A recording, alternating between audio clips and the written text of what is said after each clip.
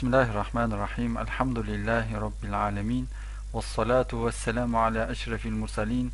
Muhammedin ve ala alihi ve ashabihi ecma'in. Assalamu alaikum rahmatullahi ve berekatuh. Құрметті тыңдарман қауым, келесі фиқ дәрісін бастаймыз. Бүгінгі оқитын дәрісіміз таяммум жайында болмақ. Бабу таяммум, таяммум бабы. Баб деген қазақ тілінде де баб деп қолданады. Тарау, бөлім деген мағыналарда. Таяммум дегеніміздің сөздік мағынасы ниеттену, бір нәрсені діттеу деген мағыналарға саяды. Шариғаттағы мағынасын айтар болсақ, таяммум деп дәрет яки ғұсыл аларда су жоқ болса, немесе суды қолдану мүмкін болмай жатса, жер жынысына жататын заттарға қолды ұрып, бетті және екі қолды шынтаққа дейін сипауды таяммум дейді екенбіз. Таяммум рұқсаттығы Құран аятымен бекітілген.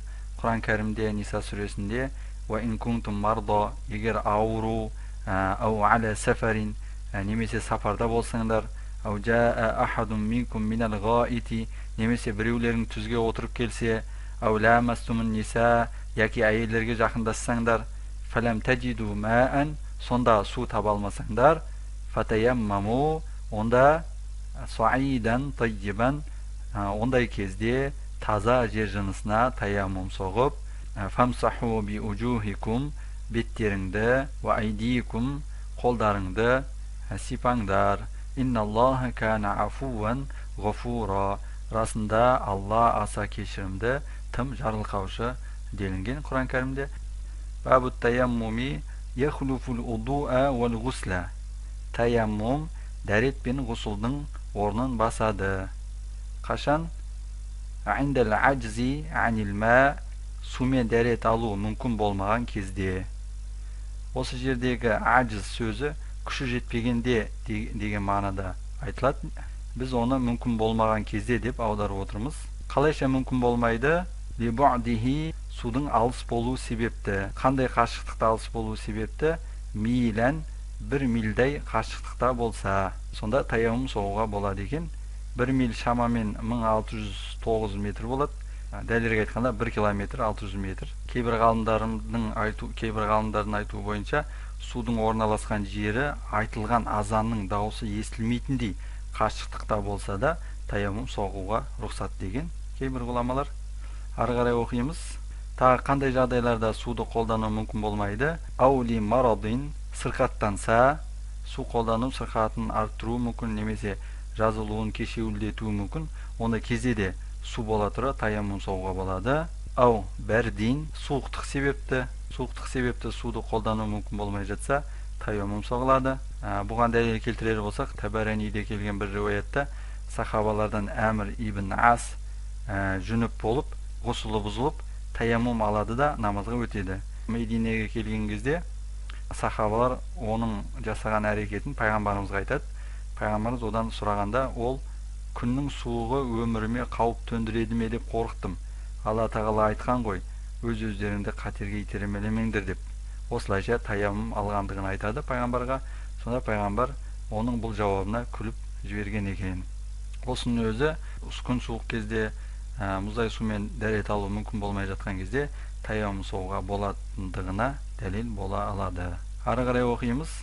Ау адуин дұшпан себепті суды қолдану мүмкін болмаса.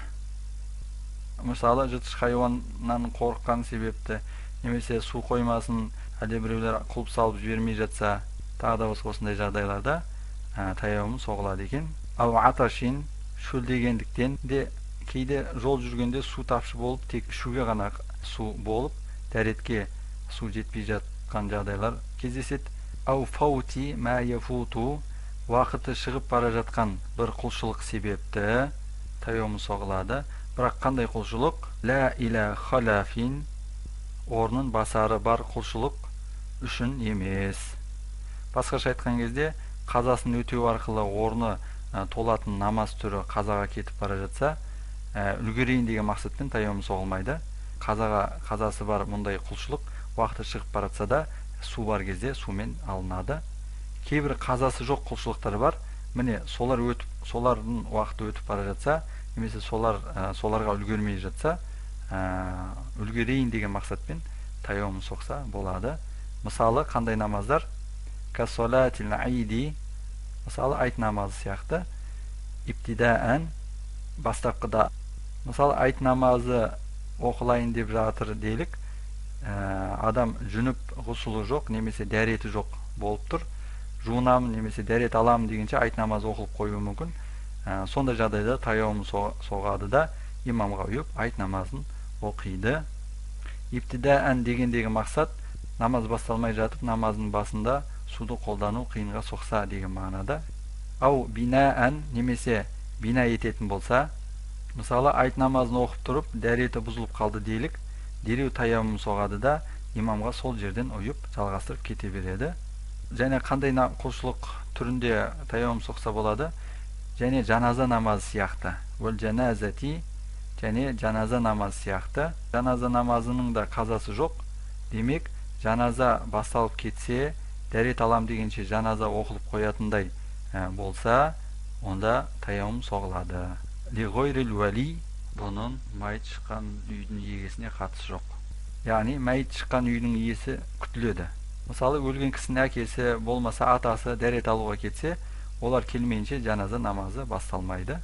Енді жаназаға үлгере алмайтындай болса, таяммум соғады дегенге дәлел келтірер болсақ, Ибн Шайба, Имам Тахауи, Насаи сияқты ғұламалардың кітаптарында келтірілген бір риуаятта сахаба Абдуллах ибн Аббас былай деген екен: егер жаназа намазы өтіп кетеді деп қорықсаң, және дәретің де болмаса, ондай кезде таяммум соқ деген екен ардақты сахаба.